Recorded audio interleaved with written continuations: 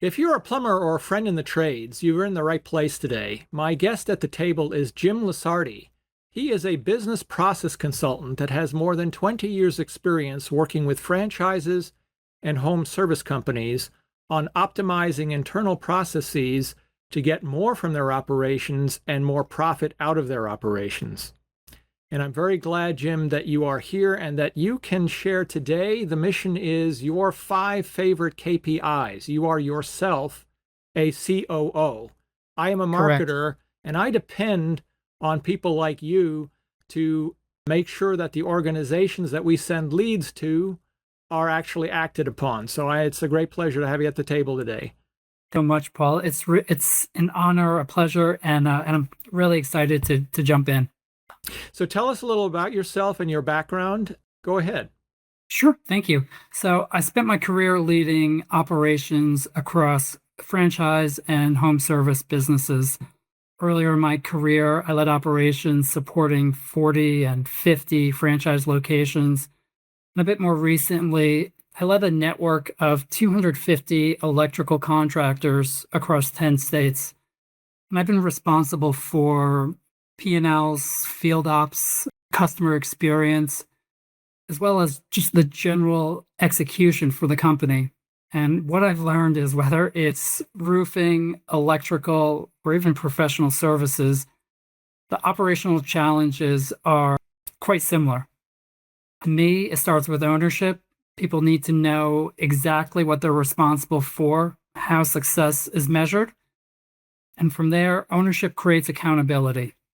And companies that consistently outperform aren't working harder. They just have better systems, better visibility into team performance and accountability. So that's just a bit about me. So you have selected 5 KPIs out of so many Yes. that you're going to take us through. And before we go through them in detail, how did you pick these 5? And at the end of our conversation, we're going to share with our plumbing company audience here which is the one that they should think about at 3 in the morning. So how did you pick these 5s that we're going to go through out of so many? Why are they important to you? Yeah, I mean, really, there are dozens of KPIs that an owner can track, but owners really just need a handful that tells them that my business is healthy. And I chose these 5 because for me, they tell the story of the entire customer journey from phone call to the end result. And so I'll tell you the 5 I chose.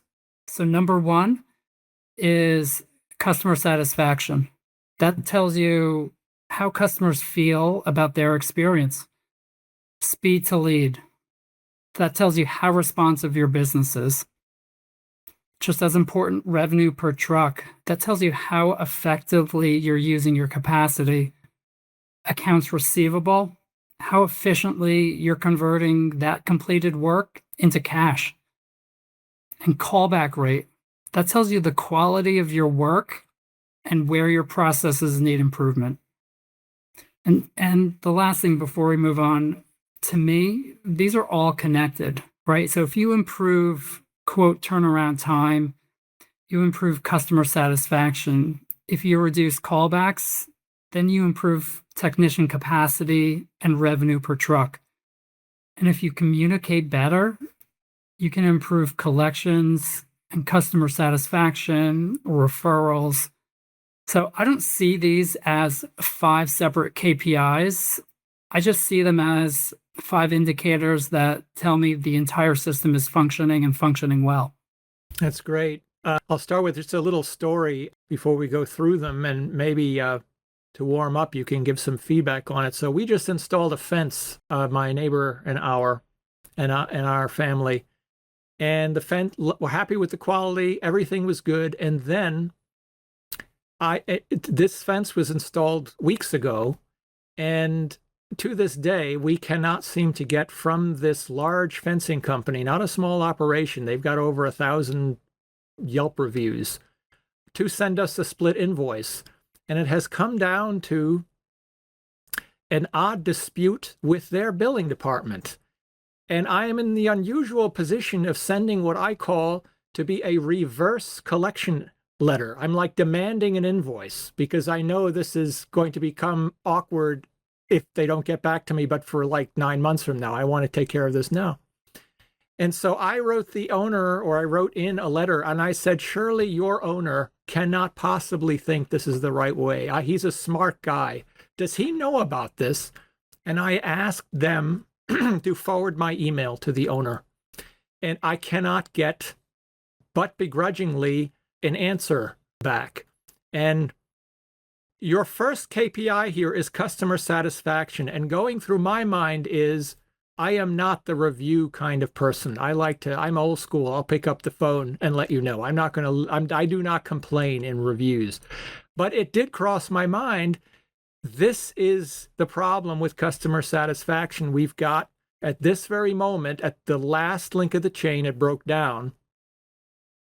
And maybe you could unpack not my story, but how a big operator should think about customer satisfaction. Why is that such an important indicator, and where does it break down? Yeah, so that's an interesting story. It's an unfortunate story because it sounds like they had everything right up until the very end, right before that closed.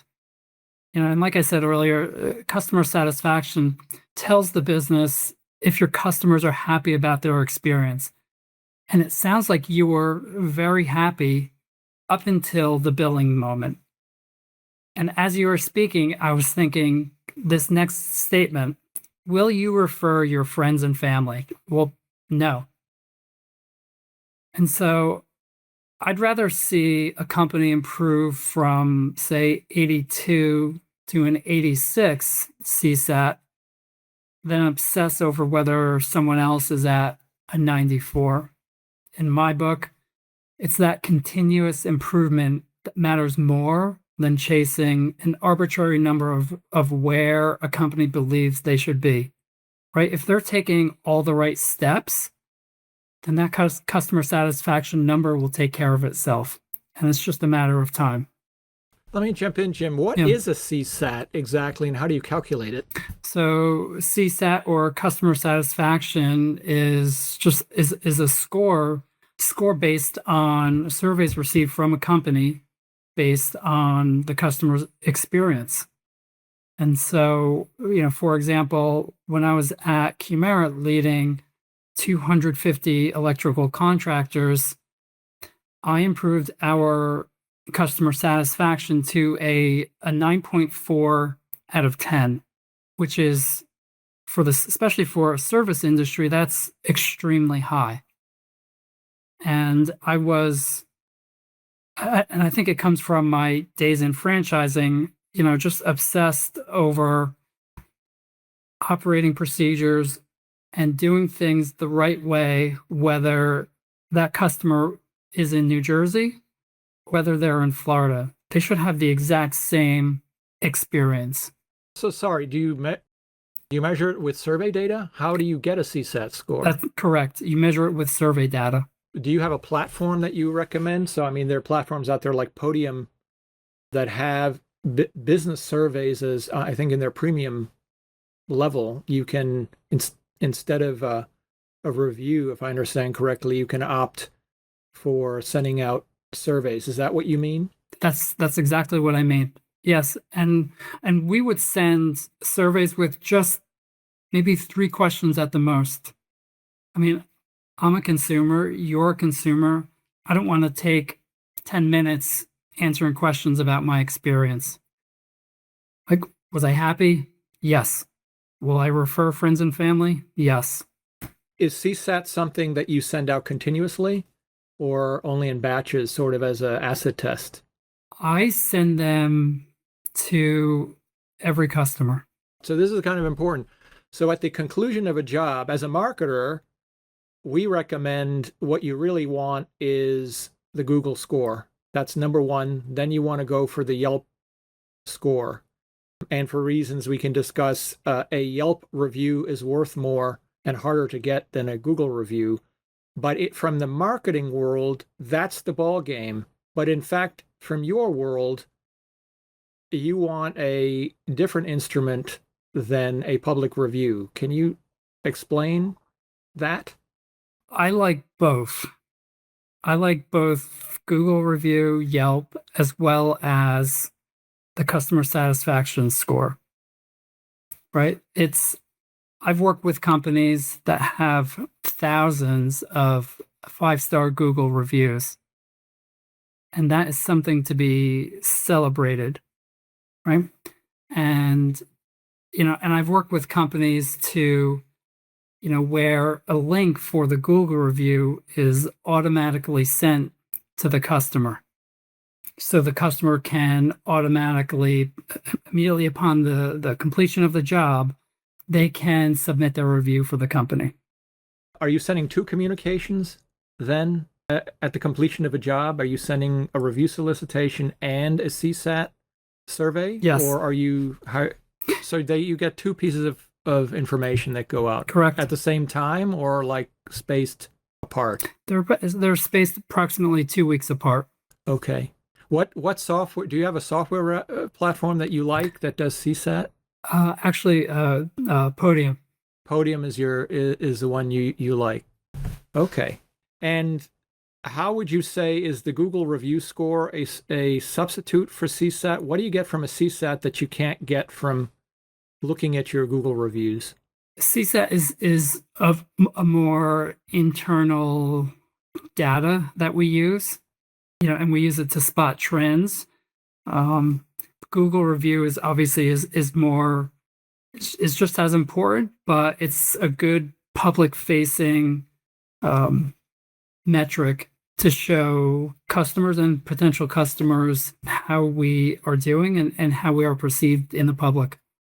And Jim, do you have, just to sort of, before we move on to the next one, the next KPI, do you have sort of like, what is the big misconception or mistake that a big company makes with CSAT that they're either overlooking?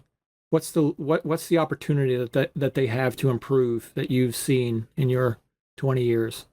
Yeah, I would say CSAT or customer satisfaction can improve operations. Google review, that helps measure your reputation in the community. Similar, but two different things. And as long as the company's looking at both on a regular and consistent basis, then again, the numbers will take care of themselves. And let me take one more question here. So what's a typical CSAT question versus a typical Google review question is, how likely are you to refer us to a friend? And then is a request for the star rating, and then an open-ended how do we do format. A CSAT is more specific, correct? So what are you asking in a CSAT that you can't typically ask in a Google review setting? We do ask if they would refer friends and family. We do ask for feedback such as, is there anything that we could have done better? And we've received incredible feedback from asking that question, which we were surprised at. Improved communication. They would call out specific tech names and say, John was fantastic because not only did he clean up the workspace, he explained what the problem was, what he did, and what the homeowner can do for preventive maintenance to keep this from happening again.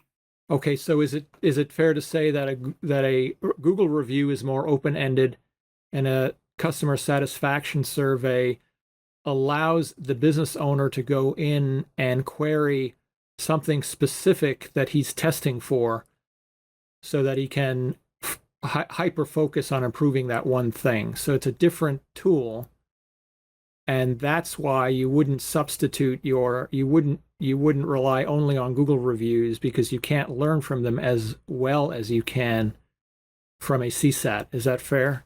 Am I right about that? That's exactly correct. Okay. All right. So that's the first KPI that you focus on. Speed to lead. That's important in my world as a marketer. But tell us, why is that important to you? It's the time between a customer raising their hand and the company responding.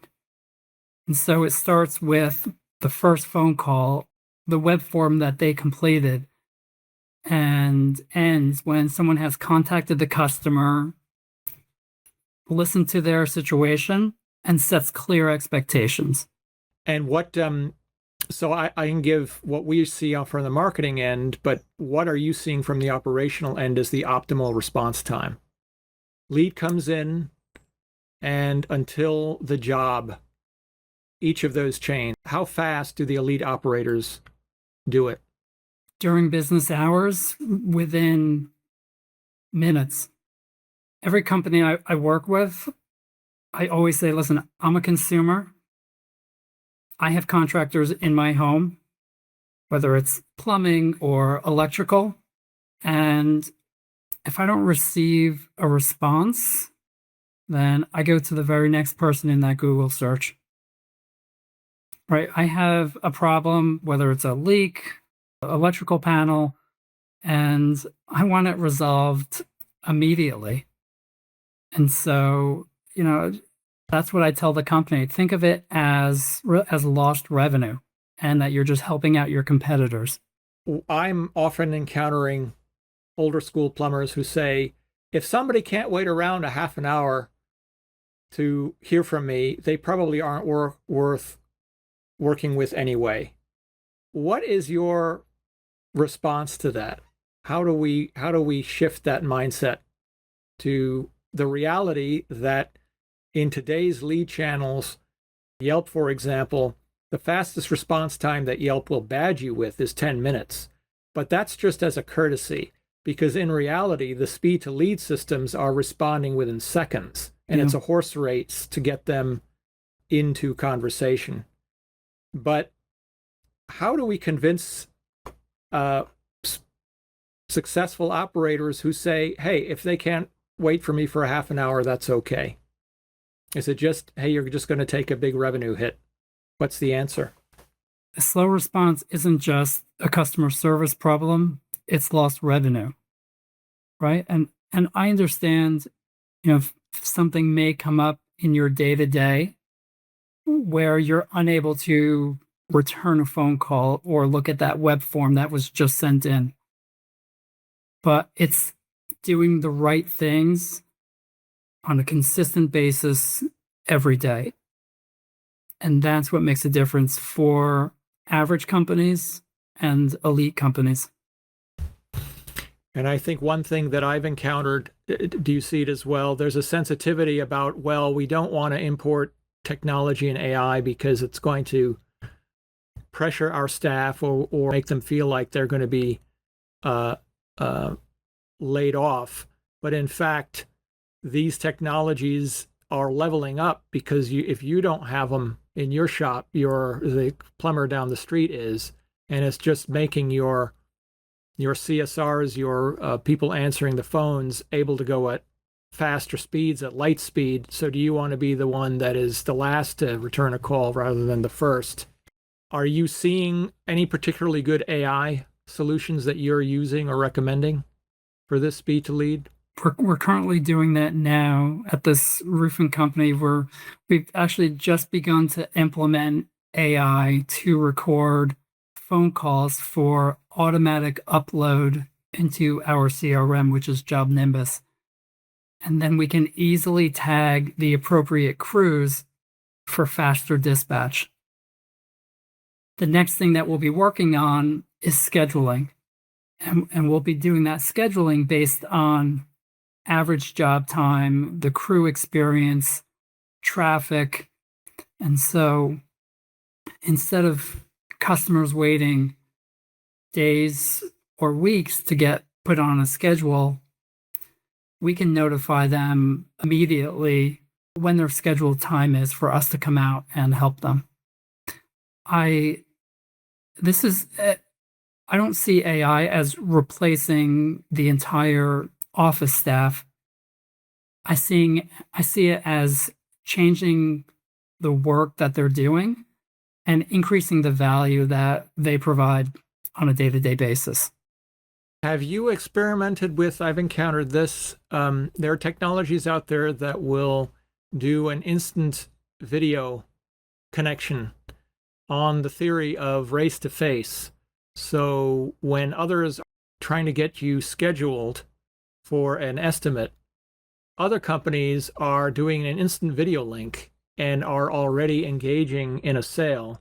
So you travel at the speed of light, you're immediately in a video with the customer. Is that something that you've seen? It's beginning. This is not ubiquitous yet, but I've seen examples of this. Have you encountered that before yet in the wild?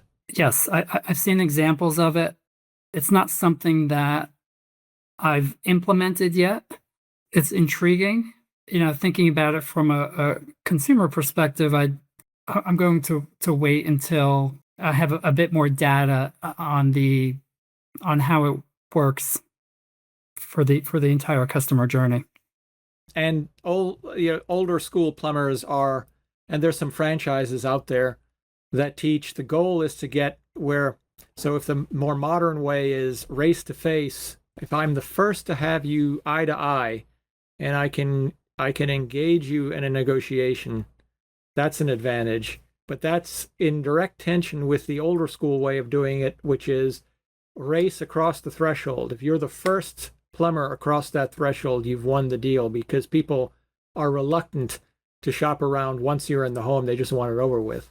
And it'll be interesting to see how this plays out. I'm hearing real changes in the folks I speak to from today than I did a year ago.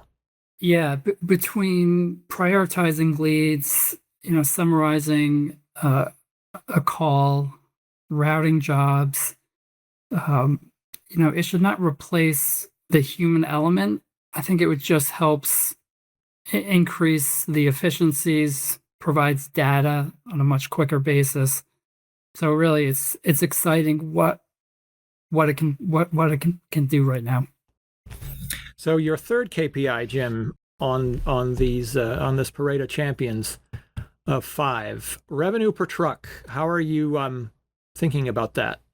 And it's going to be different for different industries, but correct. Yeah. So if total revenue increases, I want to know why. Was it because we added trucks? Did we increase prices? But revenue per truck really answers a different question. Are we becoming more efficient with the resources that we already have? When I get into revenue per truck, the question next is, okay, so what's a healthy target, or where should a company be at? I want to focus less on comparing yourself to another company and improving that trend over time. That's, again, to me, that's the most important piece for revenue per truck. And what's usually limiting the revenue per truck? For example, in plumbing, there are excellent companies out there that do inventory management. And the idea is that if you're on the way to a home and you realize you're missing you have one screw loose that you need to make the whole system work, you're off to Home Depot and you're just blowing the gas is the least of it. You're blowing your the next job. How are you seeing that in what home service operators should be thinking about inventory management? Yeah, it's, you're waiting on parts or missing parts. It's poor scheduling, excessive drive time, customer cancellations. It's really just too much non-billable time. So there are a lot of factors that go into it, and that's why having all of these components, operating at its highest peak, highest efficiency, then you're just increasing the revenue per truck over time.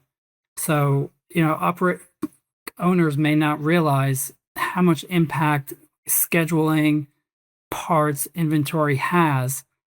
And so, when I work with companies, are we having a 15 or 20-minute meeting in the morning before crews go out for the day? Let's look at the 8 jobs I have. Do I have all the parts on the truck? Have we confirmed with the customer that they're scheduled for that particular day? Great. Then I see efficiency for that particular truck. If there's one technician that doesn't do that or is missing parts or hasn't confirmed, then that's a training area right there. So let's hop over to your next KPI, which is accounts receivable. I told you about the fence company that's of its own volition is already getting close to 30 days because they won't give me an invoice even when asked. I heard about a gas company that fills up propane tanks that got a whole neighborhood upset because they realized they forgot to bill for a year, which is just staggering how that could occur. And suddenly the homeowners got gigantic bills after many months that caused an uproar. How does something like that happen? What is amiss in the company to make the accounts receivable just unravel like that? Every person in the department thought the other person was handling it, right? In the beginning, when we first started, I mentioned ownership, right? So if you have ownership in a company and you're telling each person what they're responsible for and how they're being measured, then that doesn't happen. And regarding ARs, cash pays payroll and revenue doesn't. And so I want predictable ARs. I want no surprises, as little aging beyond 60 days as possible. What is your feeling? And there are restrictions in contracting. You can't. How much should and can you legally bill in advance? It varies by state as well. But what's your gut on that? Wouldn't you want to have, before you do a roof, for example, wouldn't you want to have half down? Correct. I would, and I do. And one thing that we implemented about 2 weeks ago, maybe 3 weeks ago, is we're taking credit cards up front for all residential work, residential repairs. If we do not receive a credit card, then we're unable to schedule that appointment. Do you charge the credit card, or do you just have it on file? We have it on file until we come to an agreement on price and terms. And when the work is complete, then we have a credit card on file that we charge, unless the customer wants a different payment form. So what do you say is healthy? How many days AR is really acceptable, and what should you be shooting for? I think 30 to 45 days is acceptable. Anything past 60 needs work. And what stops for requiring payment the day of completion? Payment in full is due when we have completed the job. And what do you think accounts for the fact that it goes 45 and 60 days and there isn't a fire alarm after 10? From the work I've seen over the last month, that there are 4 people in this department, and each person thought the other one was handling collections. And so it just wasn't getting done. Invoices weren't being sent. I'm seeing ARs from 5 months, 8 months, 2 years ago. And so I came in and said, okay, credit cards up front. We appointed one person to call for collections. And another piece that we're doing is we're automating invoices too. As soon as the job is marked complete, invoice is sent out. Makes sense. What would you say is the biggest cash flow mistake that operators that you work with are making that we should think about, the audience should think about? Collect payment up front or upon completion. Clear communication about charges. Automate follow-up and review your aging on a weekly basis. This is a small but important point. How are you seeing your clients handle credit card fees? Are they charging a convenience fee? It's becoming widespread now in California, all over. How is it? How are you seeing it? I'm seeing credit card fees for larger amounts, say over anything over $10,000 gets a credit card fee. Many home service companies, I think it's becoming more and more common, offer financing, right? It can improve cash flow. Financing gets contractors paid faster. They're also offering ACH options. So I think with different options that you can give customers, they're more likely to say, okay, if this contractor can work with me, I can work with them. Let's move on to your fifth KPI here, callback rate. What is a callback rate? A callback rate is any return visit to correct or complete work that should have been resolved on the first visit. Okay, so are the callback rate can be reduced, presumably, if you had good communication up front, because it isn't that people are out to get each other. It's mostly that they don't understand each other when they made the deal. 100%. How exact? And you could have a contract, but a contract isn't to a long-term customer relationship. A contract isn't what makes a relationship. It's good communication. And if you have big, thick contracts that people don't read, you're in a difficult position. How do you reduce the callback rate in your practice? Understand why they're happening in the first place. Well, the callback rate percentage is important. I'm focused on why they're happening. Because to me, then knowing that why can bring improvements in training, in preparation. Is it related to a specific technician? Okay, that's easy. That, we can have a one-on-one. We can assign a mentor, a more experienced, a veteran technician to help out. So this is all solvable, but it's just asking why until we can get to the root of it. So for the clients you work with, what is the benchmark callback rate that you're looking for? Out of 100 jobs, how many should you be called back on? Again, I'm focused on, is it a training issue? Is it preparation? Is it communication, whether from the technician or from the office staff? So I'm looking at continuous improvement and less about the percentage. So that means any callback rate is unacceptable.